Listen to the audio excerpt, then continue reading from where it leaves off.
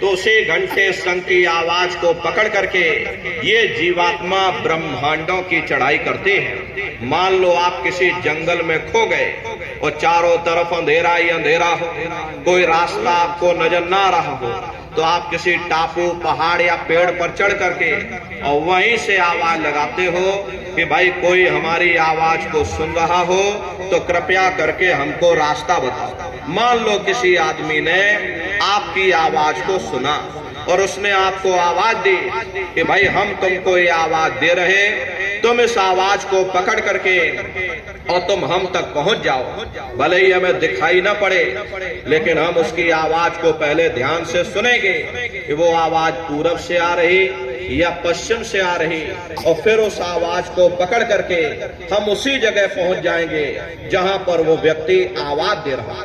ठीक उसी प्रकार से इस मानव मंदिर के अंदर वो परमात्मा आवाज दे रहा।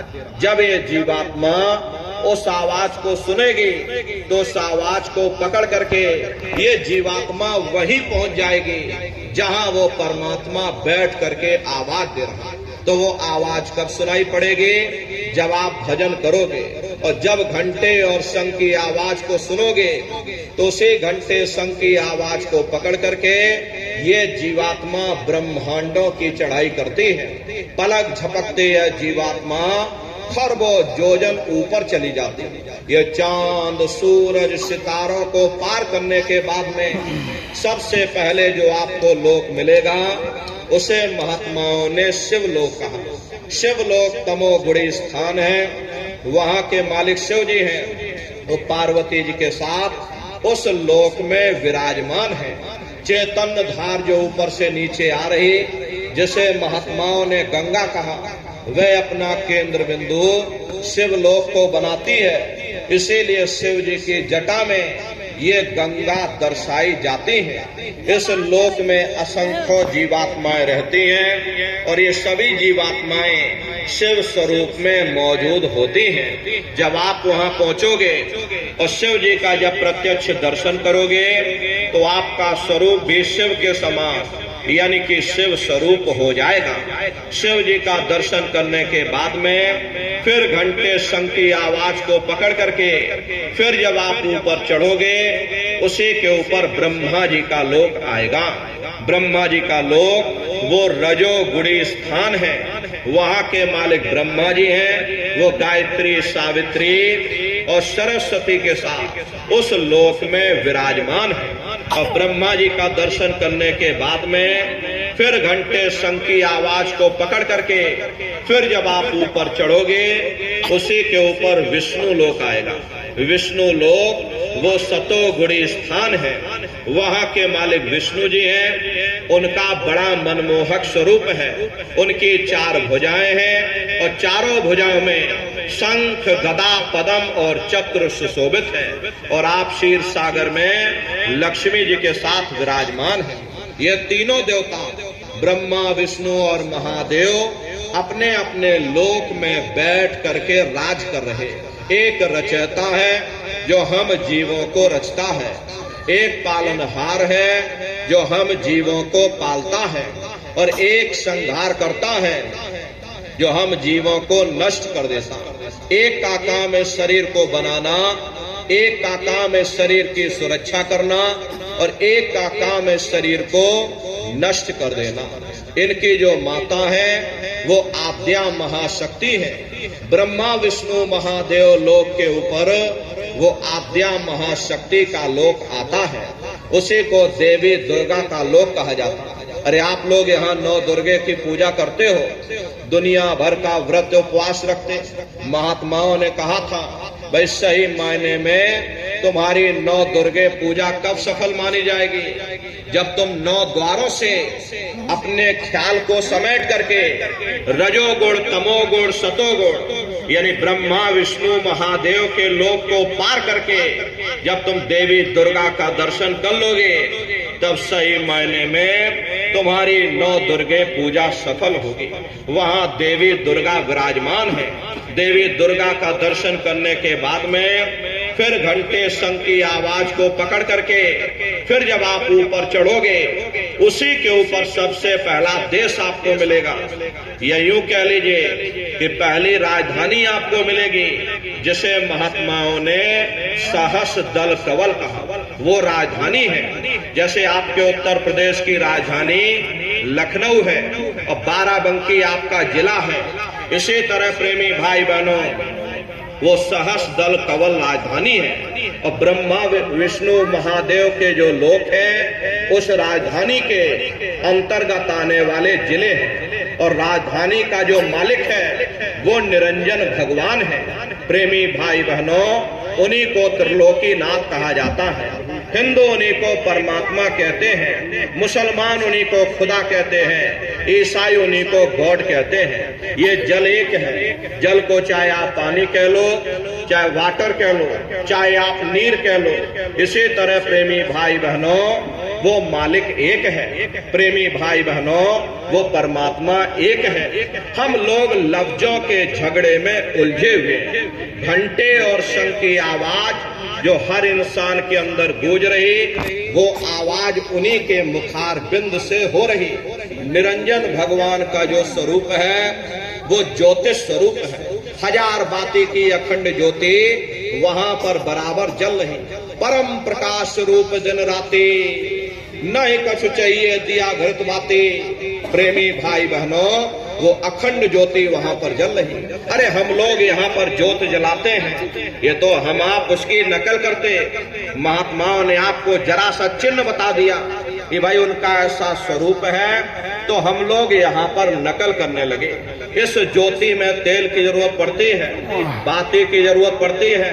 तेल बाती खत्म हो जाए, ज्योति तुम्हारी बुझ जाएगी। लेकिन वो अखंड ज्योति वहां पर ऐसी जल रही जिसमें ना तेल की जरूरत है और ना बाती की जरूरत है। अरे महात्माओं ने लिखा है, उल्टा कुआं गगन में तिसमें जरे चिराग, तिसमें जरे चिराग, बिना रोगन बिन बाती, 6 ऋतु 12 मास जरत रहे दिन राती। सतगुर मिले जो होए ताहि की नजर में आवे, बिन सतगुर नहीं कोई वाह को दर्शावे।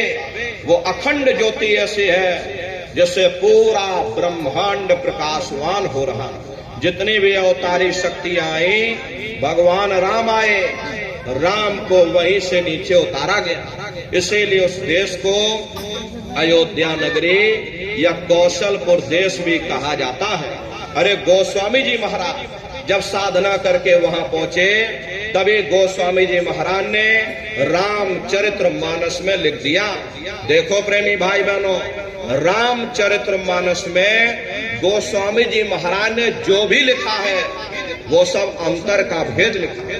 जब उन्होंने साधना किया, साधना करके जब ऊपर गए और ऊपर जा करके जो कुछ उन्होंने अपनी दिव्य दृष्टि से देखा वो रामचरितमानस में लिख दिया। आप लोग ऊपर गए नहीं, आपने कुछ देखा नहीं, इसीलिए आप अर्थों को समझ नहीं पाते हो और अर्थ का अनर्थ कर देते। तो क्या लिखा गोस्वामी जी महाराज ने? देखिए गोस्वामी जी महाराज रामचरितमानस में लिखते हैं कि मूद नैन त्रसत में भयो, पुण्य चितवत कौशलपुर गयो। जब मैंने अपने बाहर की आंख बंद की, मेरे अंतर की आंख खुल गई और मैं क्या देख रहा हूँ, मैं कौशलपुर देश में पहुंच गया। मोहे विलोक राम मुस्काई, मुझे देख करके भगवान राम प्रसन्न हो गए। उन्होंने ऊपर जाने का मुझे रास्ता दे दिया। मैं ऊपर जा करके क्या देख रहा हूँ, उधर माज सुनंडज राया, देखे बहु ब्रह्मांड निकाया, अति विचित्रता लोक अनेका, रचना अधिक एक ते। विचित्र विचित्र भांत के वहां पर लोक बने हुए, एक से बढ़कर एक सुंदर सोने के वहां पर महल बने जिनकी शोभा अवर्णीय है। प्रेमी भाई बहनों, वो असली अयोध्या नगरी है, वो भगवान राम का असली देश है। जब आप लोग साधना करके वहां पहुंचोगे और अपनी दिव्य दृष्टि से उस अयोध्या नगरी को जब आप स्वयं देखोगे, अरे तुम देखते रह जाओगे, ये क्या ईश्वर की लीला है। कैसे उसकी कारीगरी है, अनंत उसकी सत्ता है, अनंत उसका प्रकाश है। उसे आनंद को पा करके बड़े बड़े राजे महाराजाओं ने अपने राजकाज पर ठोकरें मार दी और जंगलों में जाकर के नंगे हो करके नाचने लगे। इतना आनंद, इतनी खुशी उन साधकों को होती है। मीराबाई को जब वो दौलत मिल गई, मीराबाई ने अपना राजपाट छोड़ दिया और मीराबाई कहने लगी कि मैं मिल जाए पाए पियो अपना, तब मेरे पीर बुझानी और मेरा सूरत शब्द सहलानी। कबीर साहब को जब वो दौलत मिल गई और इन महात्माओं को जब वो दौलत मिल गई, उन्होंने ऊपर चढ़ करके उस अयोध्या नगरी को देखा, भगवान राम के देश को देखा, तो कलम तोड़ करके लिख दिया। अरे चिल्लाने लगे, अचरज देखा भारी साधो, अचरज देखा भारी रे, और बिना बजाए निस्दिन बाजे घंटा शंख नगारी रे, और बहरा सुन सुन मस्त होता है, और तन की खबर बिसारी रे, और बिन भूमि के महल बना है, तामे जोत जारी रे, अंधा देख देख सुख पावे, बात बतावे सारी रे, और जीता मरकर फिर जी जावे, बिन भोजन बलधारी रे, और ब्रह्मानंद संत जन बिरला, कोई समझे बात हमारी रे। प्रेमी भाई बहनों, वो असली अयोध्या नगरी है, तो भगवान राम का असली देश है। अरे राम जी का दर्शन करने के बाद में फिर तुम्हारी यही जीवात्मा दूसरे मंडल की आवाज को पकड़ करके और दूसरे मंडल की चढ़ाई करेगी। शाम तज श्वेत को गहना, सुरत को तान धुन सुनना, और बंक के द्वार धस बैठो और त्रिकुटी जाए कर लेना। उसी के ऊपर दूसरा देश आता है जिसे महात्माओं ने त्रिकुटी देश कहा। वहां के जो मालिक हैं वो ब्रह्म है, वहीं से मन और माया की उत्पत्ति हुई, वहीं से तीन गुण रजोगुण, तमोगुण, सतोगुण, तीनों गुणों की उत्पत्ति वहीं से हुई। ये जो आपके वेद हैं, बड़े बड़े पंडित पुरोहित, बड़े बड़े ज्ञानी विज्ञानी धर्माचार्य वेदों का अध्ययन करते हैं। अरे वेदों की व्युत्पत्ति उसी स्थान से हुई है। महात्मा कहते हैं कि त्रिकुटी महल में विद्या सारा, घन हर गरजे बजे नगारा, और लाल वरण सूरज उजियारा। वहां पर दो धुने, बादलों की गर्जन और मृदंग की आवाज उस लोक में गूंजती रहती है। जैसे पहले स्थान पर भगवान राम के देश में घंटे और शंख की आवाज गूंजती है, ऐसे दूसरे मंडल पर यानी कि ब्रह्म के देश में बादलों की गर्जन और मृदंग वहां पर बजता रहता, ओम का जाप बराबर वहां होता रहता। ब्रह्म का जो स्वरूप है लाल वरण सूरज उजियारा। ये सूरज कुछ नहीं है, ऐसे तुम लाखों लाख सूर्य इकट्ठे करोगे तो वहां का एक सूर्य बनेगा। प्रेमी भाई बहनों, ब्रह्म का जो स्वरूप है वो सुबह के लाल सूर्य के समान है, इसीलिए वहां का पूरा ब्रह्मांड लाल है। महात्मा जब साधना करके वहां पहुंचे तभी महात्माओं ने लिख दिया, लाली मेरे लाल की जित देखो तो लाल, लाली देखन में गई और मैं भी हो गई लाल। वो पूरा ब्रह्मांड ही लाल है। तो जितने साधक वहां पहुंच जाते उन सभी को योगेश्वर कहा जाता है।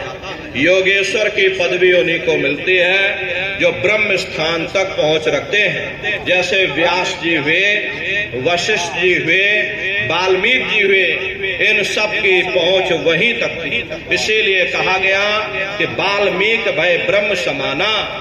जब इनके जीवात्मा वहां पहुंची और जब इन्होंने ब्रह्म का दर्शन किया तो इनका स्वरूप भी ब्रह्म के समान यानी कि ब्रह्म स्वरूप हो गया।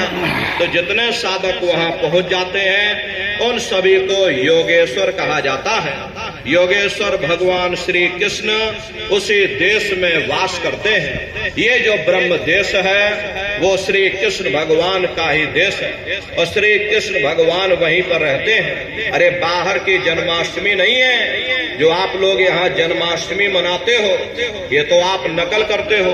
महात्माओं ने कहा था भाई सही मायने में तुम जन्माष्टमी कब मनाओगे? जब तुम्हारी ये जीवात्मा 5 तत्व जल पृथ्वी अग्नि वायु आकाश और 3 गुण रजोगुण तमोगुण सतोगुण यानी 5 तत्व और 3 गुणों से परे होकर के ब्रह्म देश में पहुंच करके जब तुम कृष्ण भगवान का दर्शन कर लोगे तब सही मायने में जन्म अष्टमी मनाई जाएगी। वहां कृष्ण भगवान का दर्शन करने के बाद में फिर तुम्हारी यही जीवात्मा तीसरे मंडल की आवाज को पकड़ करके तीसरे मंडल की चढ़ाई करती है। आगे पहुंचे सुन झंकार ररंकार धुन सुनी पुकार, आगे श्वेत सुन है भाई मान सरोवर बैठ नहाई। उसी के ऊपर तीसरा देश आता है जिसे महात्माओं ने सुन्न देश कहा, उसी को रारंग देश कहा जाता है, उसी को अक्षर और नेति कहा जाता है। वहाँ के जो मालिक हैं वो रारंग पुरुष यानी कि पर ब्रह्म पुरुष। वहाँ किंगरी और सारंगी 2 धुनें उस लोक में गूंजती रहती हैं और पर ब्रह्म पुरुष का जो स्वरूप है वो पूर्णमासी के चंद्रमा के समान बड़ा ही मनमोहक स्वरूप है। इसी स्थान पर प्रेमी भाई बहनों एक बहुत बड़ा अमृत का सरोवर बना हुआ है जिसे महात्माओं ने मान सरोवर कहा। जब तुम्हारी ये जीवात्मा उस मान सरोवर में जाकर स्नान कर लेगी तो जन्म जन्मांतरों के तुम्हारे मैले पाप कर्म साफ हो जाएंगे। अरे यहाँ के पानी से तुम्हारे कर्मों की सफाई नहीं होने वाली। ये बाहर का पानी तुम्हारे शरीर के मैल को धो सकता है, लेकिन जो पापों का मैल है, जो अंतःकरण में कर्मों की गंदगी पुण्य और पाप के बोझे जो आपने अपने ऊपर लाद रखे हैं वो जब साफ होंगे जब आप तीसरे मंडल पर पहुंच करके उस गंगा में डुबकी लगाओगे। उस गंगा में स्नान करने के बाद में ये जीवात्मा हंस रूप हो जाती है। हंसन मिले हंसा हो जाई, मिले जो अमी आहारा है। जीवात्मा का खुद का प्रकाश उस अमृत के सरोवर में स्नान करने के बाद में 16 सूर्य के बराबर हो जाता है। फिर यही जीवात्मा चौथे मंडल की आवाज को पकड़ करके चौथे मंडल की चढ़ाई करती है। 2 पर्वत के संग निहारो भंवर गुफा ते संत पुकारो। 2 पर्वतों को पार करने के बाद में वो बड़ा सुंदर देश आता है जैसे महात्माओं ने भंवर गुफा कहा। वहाँ के जो मालिक हैं वो सोहंग पुरुष है, माँ नहीं है। हापे अंग की मात्रा सोहंग पुरुष। वहाँ बंसी यानी मुरली की मधुर ध्वनियां सदा उस लोक में उच्चारण होती रहती। और सोहंग पुरुष का जो स्वरूप है वो दोपहर के सूर्य के समान महाप्रकाशवान स्वरूप है। अरे स्वरूप में अंतर है। पहले स्थान पर निरंजन भगवान का जो स्वरूप है वो ज्योतिष स्वरूप है। दूसरे स्थान पर ब्रह्म का जो स्वरूप है वो सुबह के लाल सूर्य के समान है। तीसरे स्थान पर ब्रह्म पुरुष का जो स्वरूप है वो पूर्णमासी के चंद्रमा के समान है। चौथे स्थान पर सोहंग पुरुष का जो स्वरूप है वो दोपहर के सूर्य के समान महाप्रकाशवान स्वरूप है। और वहाँ के धनी का दर्शन करने के बाद में ताके परे धाम सतनामा बीन बजे सतलोक ठिकाना।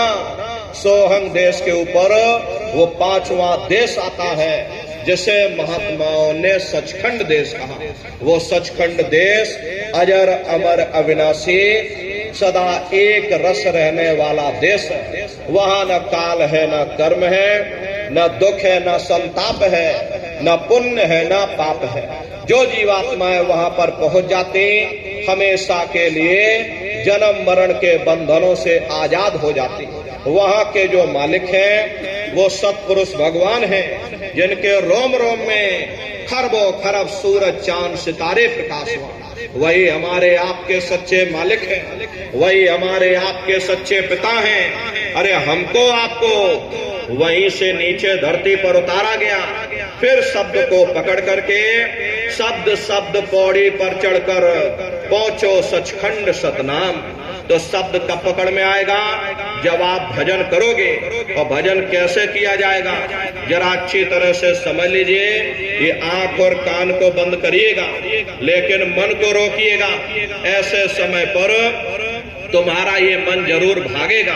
अभी आप यहाँ सत्संग में बैठे हो, शरीर भले तुम्हारा यहाँ बैठा लेकिन मन सारी दुनिया में भाग रहा। अब किसी को कोई बात याद आ गई, मन आपस में बातचीत करने लगा। कोई बाल बच्चों को घर में छोड़कर आया, मन बाल बच्चों में पहुंच गया। कोई दुकान दफ्तर छोड़ करके आया, मन दुकान दफ्तर में पहुंच गया। कोई खेती बाड़ी छोड़ करके आया, शरीर बेचारा यहाँ बैठा, मन खरबूजे में पानी लगा रहा। तो ऐसे भजन से कोई लाभ नहीं होगा।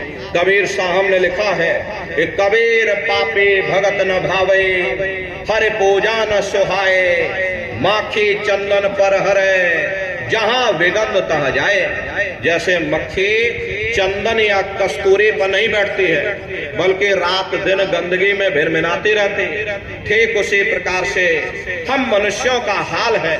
हमारे आपके बुरे खोटे पाप कर्म हमें महात्माओं की तरफ जाने नहीं देते, उनके वचनों को सुनने नहीं देते। और अगर जबरदस्ती बैठा भी दिया जाए तो हम आप सो जाते।